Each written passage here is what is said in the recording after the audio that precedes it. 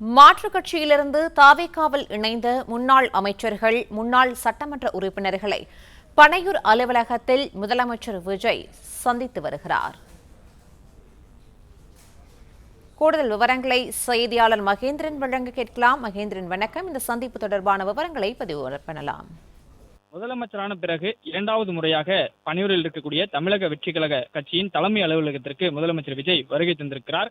மாற்றுக் கட்சியிலிருந்து விலகி அண்மையில் தமிழக வெற்றிக் கழகத்தில் இருந்த முன்னாள் அமைச்சர்கள், முன்னாள் சட்டமன்ற உறுப்பினர்களை பனையூர் அலுவலகத்தில் வைத்து இன்னும் சற்று நேரத்தில் முதலமைச்சர் விஜய் சந்திக்க இருக்கிறார். அதற்காக பனையூர் அலுவலகத்திற்கு வருகை தந்திருக்கிறார். ஒவ்வொரு வாரமும் சனிக்கிழமைகளில் மாற்றுக் கட்சிகளில் இருந்து, குறிப்பாக அதிமுகவில் இருந்து முன்னாள் அமைச்சர்கள், முன்னாள் சட்டமன்ற உறுப்பினர்கள், மாவட்ட செயலாளர்கள், ஒன்றிய கழக செயலாளர்கள் என பல்வேறு நிர்வாகிகளும் தமிழக வெற்றிக் கழகத்தில் இணைக்கூடிய நிகழ்ச்சியானது நடத்தப்பட்டு வருகிறது.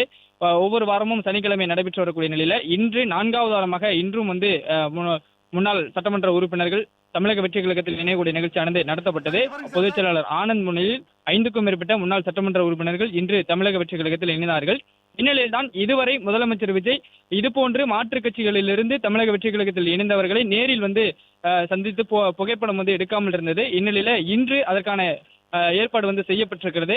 அண்மையில் கடந்த ஒவ்வொரு வார சனிக்கிழமைகளிலும் கடந்த 3 வாரமாகவும் சரி, இன்றும் சரி, தொடர்ச்சியாக 4வது வாரமாக தமிழக வெற்றிக் கழகத்தில் இணைந்த முன்னாள் சட்டமன்ற உறுப்பினர்கள், முன்னாள் அமைச்சர்கள், அது மட்டுமின்றி சற்று அண்மையில் முன்னாள் அமைச்சர்கள் சி. விஜயபாஸ்கர் மற்றும் எம்.ஆர். விஜயபாஸ்கர், எம்.எஸ்.எம். ஆனந்தன், வளர்மதி உள்ளிட்ட முன்னாள் அமைச்சர்கள் மகாபலிபுரத்தில் இருக்கக்கூடிய தனியார் நட்சத்திர விடுதியில் மிகப்பெரிய விழா போன்று வைக்கப்பட்டது, இணைப்பு விழா வைக்கப்பட்டது. அதில் அவர்கள் தமிழக வெற்றிக் கழகத்தில் இருந்தார்கள்.